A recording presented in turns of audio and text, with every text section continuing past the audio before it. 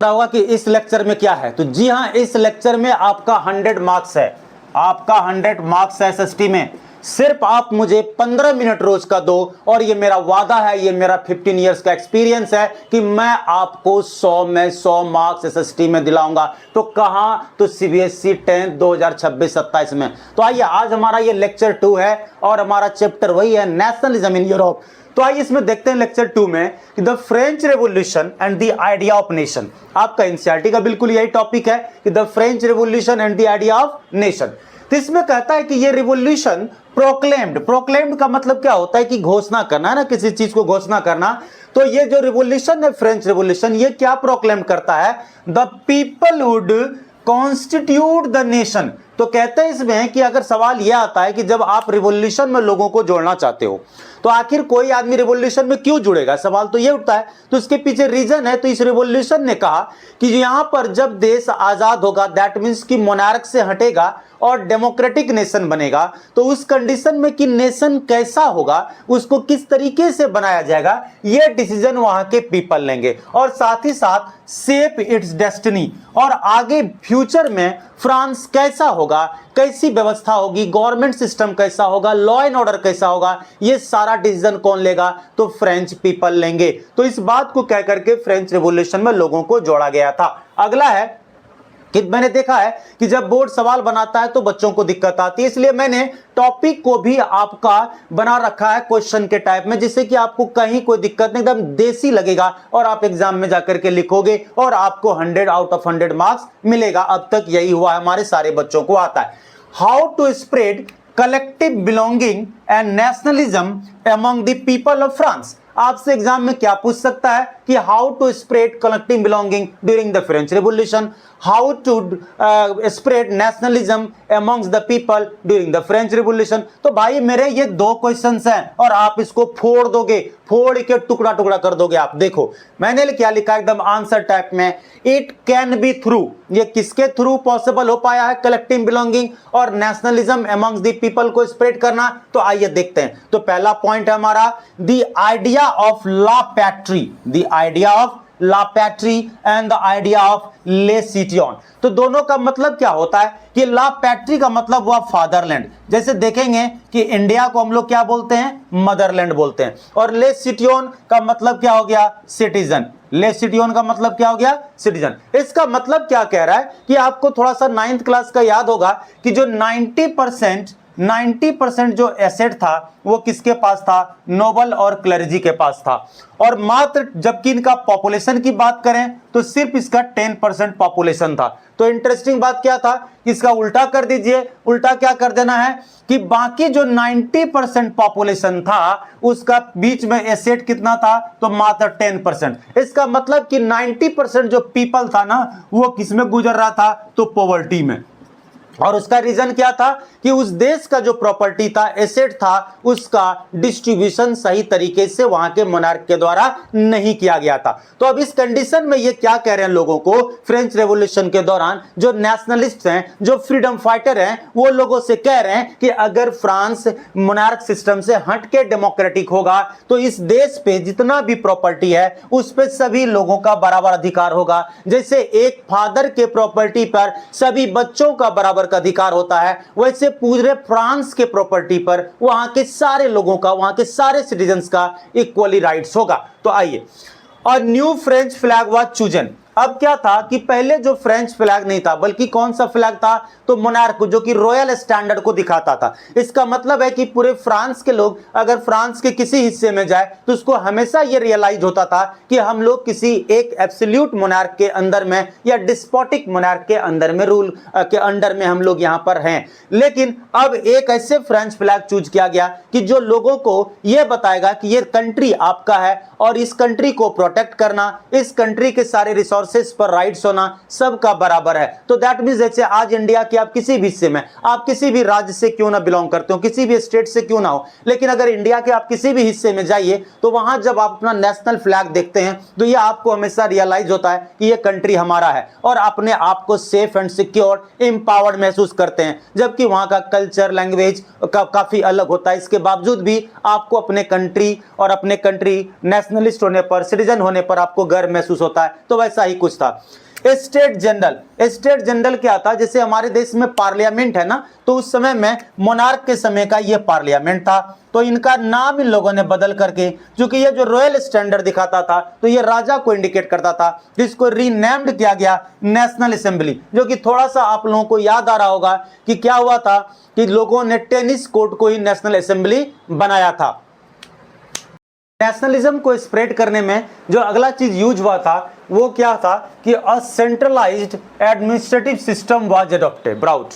अब centralised administrative system का मतलब क्या समझे, मतलब कि वही इक्वल लॉ।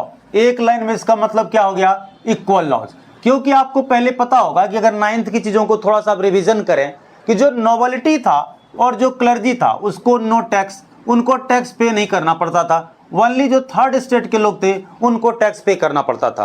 तो अब ऐसे कंडीशन में क्या था कि वहां पर एक सेंट्रलाइज्ड एडमिनिस्ट्रेटिव सिस्टम लाया गया।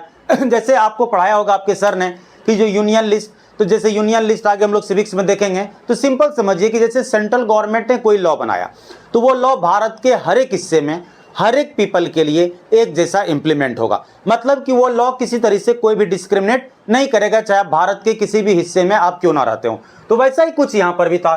तो उन्होंने बोला कि एक सेंट्रलाइज्ड एडमिनिस्ट्रेटिव सिस्टम लाएंगे जो कि पूरे के पूरे फ्रांस में एक जैसा लॉ होगा। जो कि पहले का लॉ जो मोनार्क के समय में नोबिलिटी और क्लर्जी को प्रायोरिटी देता था और थर्ड स्टेट के साथ डिस्क्रिमिनेशन करता था, बट यहाँ हमारी अब सरकार होगी जो पीपल बनाएंगे, जो मोनार्क को हटा के बनाएंगे, वहां पर ऐसा कोई सिस्टम नहीं होगा। Uniform laws were implemented for all. अगला लाइन भी वही कह रहा है कि पूरे देश में एक जैसा लॉ होगा, यूनिफॉर्म लॉ होगा, जिस भी पनिशमेंट जो भी होगा तो सबके लिए होगा, गवर्नमेंट की तरफ से जो रिवार्ड होगा तो सबके लिए रिवार्ड होगा। तो ये सारी चीजें वहां पर लाई गई। और साथ ही साथ French became a common language of the nation. और फ्रेंच क्या बन गया, एक कॉमन लैंग्वेज बन गया नेशन का। दैट मीन्स कि अब सारा का सारा जो ऑफिशियल्स काम होगा ना, ऑफिशियल जो वर्क होगा वो किस लैंग्वेज में होगा, तो फ्रेंच में होगा। तो जब आप देखेंगे कि जब हमारा एक लैंग्वेज होता है, और अक्सर क्या होता है सेम लैंग्वेज बोलने वाले लोगों के बीच में अट्रैक्शन, यूनिटी, कोऑपरेशन, ये सारी चीजें बहुत ज्यादा होता है। जब सेम लैंग्वेज बोलने वालों के बीच में लोगों में यूनिटी होगा तो कोऑपरेशन होगा, तो ऑब्वियसली आपका क्या होगा, स्ट्रेंथ भी बढ़ेगा। तो इसके लिए ये सारी चीजों की व्यवस्था की गई कि ताकि जो लोग फ्रेंच रेवोल्यूशन में ज्यादा से ज्यादा आदमी जुड़ सके और अपने मोनार्क को हटा सके। क्योंकि जब आप रेवोल्यूशन में जाएंगे, राजा का लाठी खाना है, वहां पर आर्म फोर्सेस मारेंगे, आपका सर फोड़ेंगे, किसी की जान जा सकती है, तो आपके मन में एक सवाल आएगा कि सर आखिर हम उस रिवॉल्यूशन में क्यों पार्टिसिपेट करें, क्यों अपना जान को दांव पे लगाएं। तो उसका रीजन ये दिया गया, ये जो सारे आपने पॉइंट्स देखा कि ये सारी चीजें आपको मिलने वाली है अगर आप मोनार्क सिस्टम को हटा करके और डेमोक्रेटिक नेशन बनाते हैं, तो ये सारी चीजें आपको मिलने वाली है। आइए, एम ऑफ रिवॉल्यूशन। अब अगर आपसे ये एग्जाम में 1 या 2 मार्क्स में पूछ सकता है, 1 में भी और 3 में भी, और यूं कह लीजिए 2 मार्क्स में भी आपसे पूछे जा सकते हैं क्वेश्चंस कि आप बताइए कि what was the aim of French revolution. तो देखिए मैंने इनके लिए बना रखा है कि the aim of revolution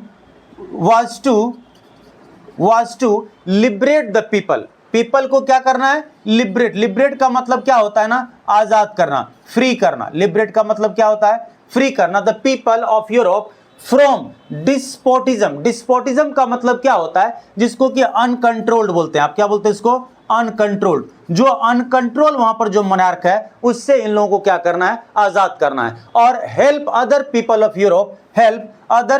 Europe to become a nation. और साथ ही साथ यूरोप के बाकी देशों को, फ्रांस के बाद भी जो बाकी नेशंस हैं, उस नेशंस को भी ये लोग मदद करेंगे ताकि वो लोग भी अपने अपने मोनार्क, जो डिस्पोटिक मोनार्क हैं, जो डिस्पोटिज्म सिस्टम है, जो मोनार्क अनकंट्रोल्ड है, जो उनके मन में मर्जी आती है वैसा ही वो लॉ एंड ऑर्डर बनाते हैं। वो इस बात का कभी भी परवाह नहीं करते हैं, इस बात का उसको कोई मतलब नहीं होता है कि वहां के देश के लोगों का कंडीशन कैसा है, इस बात से उसको कोई फर्क नहीं पड़ता है। तो डिस्पोटिज्म का मतलब क्या हो गया, अनकंट्रोल्ड। तो दैट मींस कि help other people of Europe to become a nation, और बाकी कंट्री को भी हेल्प करके नेशन क्या, एक डेमोक्रेटिक नेशन बनाना है।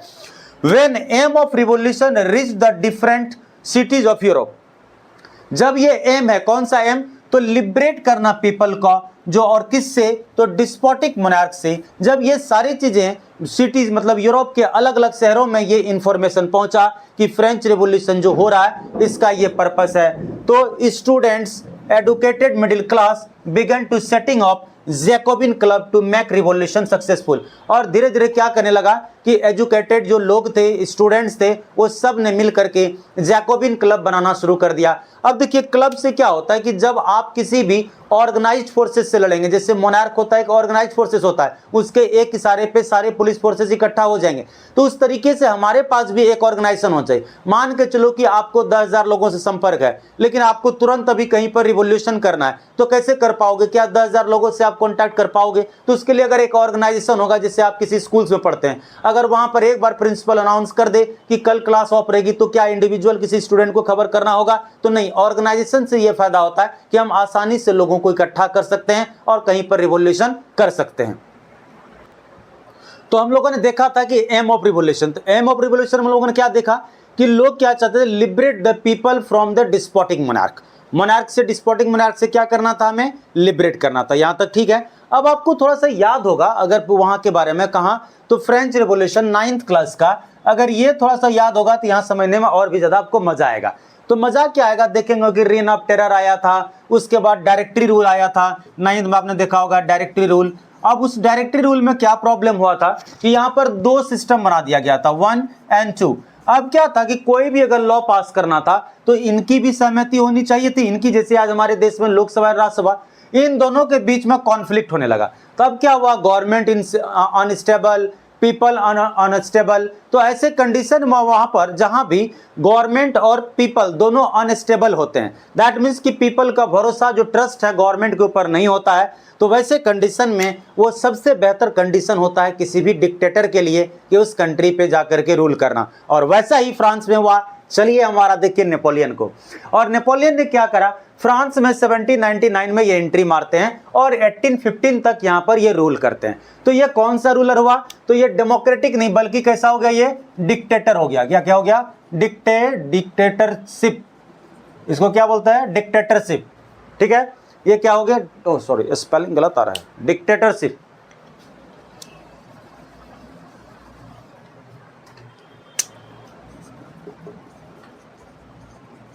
ठीक है, तो ये कौन कहलाया? तो डिक्टेटरशिप कहलाया। ठीक है, जो डिक्टेटरशिप बताओ क्या हुआ कि जो फोर्सफुल्ली बनते हैं, क्या बनते हैं? जो फोर्सफुल्ली किसी देश पर रूल करते हैं, उसको क्या बोलते हैं हम लोग? डिक्टेटर कहते हैं। ठीक है, आइए। Okay, when Napoleon came in power, he destroyed the democracy. How can you say that? ये क्या लिखता है एनसीईआरटी कि जब नेपोलियन पावर में आया तो उन्होंने क्या किया कि डेमोक्रेसी को डिस्ट्रॉय कर दिया। क्या आप मानते हो? तो नहीं मानते हो ना, तो मानना पड़ेगा, क्योंकि आपको मैंने क्या बताया था कि जहां भी भैया डेमोक्रेसी होगा वहां पर हमेशा रूलर कौन होगा? इलेक्टेड होगा, जो कि पहले मैंने डेमोक्रेसी का डेफिनेशन भी लिखा रखा था। लेकिन ये कैसे आया है? तो ये फोर्सफुल्ली आया है। तो फोर्सफुल्ली आया तो डेमोक्रेसी को इन्होंने ध्वस्त किया, डेमोक्रेसी को खत्म किया, क्योंकि डेमोक्रेसी में रूलर हमेशा इलेक्टेड होता है, जबकि नेपोलियन तो फोर्सफुल्ली आया है। एंड इन फ्रांस, बट अगला पॉजिटिव साइड है, ये तो नेगेटिव साइड हुआ नेपोलियन का कि उन्होंने डेमोक्रेसी को बर्बाद किया। बट पॉजिटिव क्या है? इन administrative field he had adopted revolutionary principles. अब इन्होंने क्या किया कि जो भी रिवॉल्यूशन करने वाले लोग थे, जो मोनार्क के अगेंस्ट में रिवॉल्यूशन कर रहे थे, जो नेशनल फ्रीडम फाइटर थे, उन्होंने जो डिमांड रखा था, वो जो अपने मोनार्क से एक्सपेक्ट करते थे कि उनके लिए मोनार्क वैसा लॉ एंड ऑर्डर बनाए, वो सारी चीजें इन्होंने कर डाला, नेपोलियन ने कर डाला। वो हालांकि आए तो डिक्टेटर बन के, फोर्सफुल्ली फ्रांस पे रूल किया, लेकिन उन्होंने वहां पर जो लॉ एंड ऑर्डर लाया, बिल्कुल वैसा ही लॉ एंड ऑर्डर लाया जैसा कि वहां के देश के लोग, फ्रांस के देश के लोग चाहते थे, तो उन्होंने लाया। जैसे इसमें देखेंगे, और उनको क्या करना था? To make whole system more equal and efficient. और सारा क्या करना था कि सारे सिस्टम को इक्वल लाना था, मतलब कि पूरी की पूरी इक्वालिटी जो है ना, वो होना चाहिए कहां पर? Each and every sphere of life, each and every sphere of life.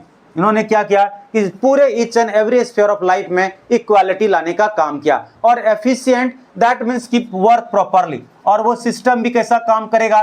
तो वर्क प्रॉपरली काम करेगा मेरे भाई। ठीक है, वर्ब प्रॉपरली काम करेगा। तो अब आइए इसमें देखते हैं। तो उन्होंने जहां पर भी वो रूल करते थे तो उसके जो रूल करने का तरीका होता था उसको बोलते थे नेपोलियनिक कोड। जैसे देखिएगा हमारे देश में भी अपना कॉन्स्टिट्यूशन है भारत सरकार का, तो वैसे ही अपना जो नेपोलियन भी कहीं रूल करता था तो उसका अपना एक नेपोलियनिक कोड होता था। आइए उस नेपोलियनिक कोड में देखते हैं। तो आपके एग्जाम्स में पूछता है कि Napoleonic code is also known as, तो ये भैया अगेन सिविल कोड के नाम से भी जाने जाते हैं। नेपोलियनिक कोड को सिविल कोड भी कहते हैं। अगला चीज याद रखना आपको कि नेपोलियनिक कोड कब आया था, तो 1804 में आया था। आइए पहला, and the privileges based on birth. जैसे आपको पता होगा ना कि जो नोबल था, तो नोबल का जो बेटा होता था ना, नोबल का बेटा को भी, जो सन होगा नोबल का, उसको भी टैक्स नहीं देना पड़ता था, इसको भी टैक्स नहीं देना पड़ता था। तो अब कहते हैं कि जन्म के बेसिस पर कोई किस क्लास में जन्म लिया है, इस बेसिस पर उसको कोई भी सुख सुविधाएं अब फ्रांस में नहीं दी जाएगी जब से नेपोलियनिक कोड मतलब 1804 से, बल्कि सबके अपनी अपनी क्वालिटी के बेसिस पर ही उसको आपको प्रिविलेजेस मिलेगा। अगला, formulated equality before the law, जो मैंने कह ही दिया कि ईच एंड एवरी स्फीयर में इक्वालिटी होगा, हर कोई लॉ के सामने क्या होगा, बराबर होगा, कोई बड़ा नहीं कोई छोटा नहीं। अगला है secure the right to property. Right to property का मतलब क्या हुआ कि हर व्यक्ति के पास प्रॉपर्टी होगा, इसका अधिकार उनको नेपोलियनिक कोड में दिया गया। मतलब कि अब नेपोलियन ये लोगों से नेपोलियनिक कोड के माध्यम से ये वादा करता है कि फ्रांस के हर एक व्यक्ति के पास प्रॉपर्टी होगा, दैट मीन्स कि हर एक व्यक्ति के पास लैंड होगा, ये प्रॉमिस करता है इसमें secure the right to property में। अब देखिए कि नेक्स्ट नेपोलियनिक कोड में अगला पॉइंट क्या है, तो इस पे हम लोग चलते हैं। तो एबॉलिश द फ्यूडल सिस्टम। तो अगला चीज उन्होंने नेपोलियन ने क्या किया कि फ्यूडल सिस्टम को खत्म कर दिया गया। फ्यूडल सिस्टम क्या है ये मैं आपको पूरा डिफाइन किया हूं, चूंकि आपके एग्जाम्स में पूछता है, डोंट वरी। तो बस यहां कितना रखना है कि फ्यूडल सिस्टम। अगला है free peasants from serfdom and manorial dues. अब सर्वडम क्या होता है कि work without wages, work without wages and freedom, wages and freedom, work without wages and freedom. मतलब कि सर्वडम का मतलब हुआ कि लोगों से काम करवाना, ना तो उसको वेजेस देना मतलब उसकी मजदूरी देना, और ना तो उसके पास फ्रीडम कि मैं 8 घंटे काम करके चला जाऊं, बल्कि उनके जितने देर तक मर्जी होगी मालिक का तब तक काम कराएगा। और मैनोरियल ड्यूज क्या होता है कि मैनोरियल ड्यूज जैसे कि मान के चले किसी का फादर ने लोन ले रखा था या उसके दादाजी ने, ग्रैंडफादर ने लोन ले रखा था, लेकिन वो लोन को रिपे नहीं कर पाया, तो इसका मतलब है कि उनके बच्चों से उसके बदले में कि सर्वडम का काम करवा करके और वो रिपेमेंट करवाया जाएगा। तो दैट मीन्स कि जो आपके ऊपर ड्यूज है, जो आपके दादाजी ने लिया था, वो उनके पोते को, दैट मीन्स कि ग्रैंडफादर का लिया हुआ लोन ग्रैंडसन को भुगतान करना पड़ेगा। ऐसा सिस्टम को इन्होंने खत्म कर दिया। नहीं, बिल्कुल ऐसा कुछ भी नहीं चलेगा। जिनके पास जो ड्यूज था खत्म, और सर्वडम भी नहीं होगा, मतलब कि आप अगर किसी से काम करवाओगे तो उसके बदले में उसे पेमेंट भी देना पड़ेगा।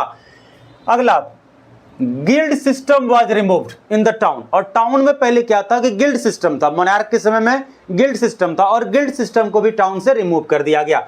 Transport and communication system was improved. पूरे फ्रांस में पूरे तरीके से नेपोलियन ने ट्रांसपोर्ट एंड कम्युनिकेशन सिस्टम को इंप्रूव कर दिया, जिससे कि लोगों का कहीं पर आना जाना, मूवमेंट जो है वो आसानी हो सके। और जहां पर मूवमेंट जितनी आसानी से हो पाता है उस देश का डेवलपमेंट उतना ज़्यादा होता है, इकोनॉमिक डेवलपमेंट ज़्यादा होता है। चूंकि ट्रेड क्या होता है, सपोज कि अगर ट्रांसपोर्ट एंड कम्युनिकेशन सिस्टम बेहतर नहीं है, मान ली एक प्लेस ए है और ये प्लेस बी है, यहां पर अगर किसी चीज का प्रोडक्शन हो रहा है वो यहां तक नहीं पहुंच पा रहा है, तो क्या यहां पर उनका मार्केट बड़ा बन पाएगा? ए के लिए नहीं। वैसा ही बी किसी चीज का प्रोड्यूस कर रहा है लेकिन वो यहां तक नहीं पहुंच पा रहा है, तो क्या होगा? और खास करके जो गुड्स होते हैं, जो 2 तरह के गुड्स होते हैं जो मैं आपको यहां पर बता ही देना चाहता हूं कि जो गुड्स होते हैं, खास करके ट्रांसपोर्ट एंड कम्युनिकेशन सिस्टम अगर खराब हो तो आपको जो नुकसान होगा, जैसे आपको पता होगा कि जो गुड्स होता है, तो गुड्स माई 2 तरह के होते हैं। एक को बोलते हैं पेरिसेबल गुड्स, क्या बोलते हैं उसको?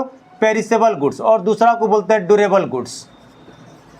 तो जो पेरिसेबल गुड्स होता है, जो सड़ने गलने वाला, जिसको हम लोग कच्चा चीज कहते हैं, क्या बोलते हैं? कच्चा, जिसमें कि आपके फ्रूट्स आते हैं, आपको जैसे कि मीट चिकन वगैरह आता है, इस तरह से जितना वेजिटेबल्स है ये सब किस में आता है? तो पेरिसेबल गुड्स में। अगर ट्रांसपोर्ट एंड कम्युनिकेशंस बढ़िया नहीं होगा, जैसे आपको पता है कि आज हमारे देश में जो कश्मीर है वहाँ पर फ्रूट्स का प्रोडक्शन होता है, अगर ट्रांसपोर्ट एंड कम्युनिकेशन बेहतर ना हो तो रास्ते में फ्रूट्स क्या हो जाएगा? सूख जाएगा, बर्बाद हो जाएगा। तो अब कश्मीर वाले फ्रूट्स नहीं बेच पाएंगे तो हम लोगों तक फ्रूट्स नहीं पहुंचेगा, और हम लोग फ्रूट्स नहीं खरीदेंगे तो आपको पता है जम्मू कश्मीर में खेती नहीं होती तो वहाँ के लोग बाकी चीज़ें कैसे खरीद पाएंगे। तो एक तरह से ट्रांसपोर्ट एंड कम्युनिकेशन ना किसी भी कंट्री का बैकबोन होता है, जिससे कि वहाँ पर डेवलपमेंट और ज़्यादा बेहतर तरीके से आ जाता है। जी हाँ, तो हमने पहला जो आज का ये पॉइंट लिखा था फ्यूडल सिस्टम, आपके मन में जो क्वेश्चन था, तो चलिए नीचे आपका है कि व्हाट वाज फ्यूडल सिस्टम।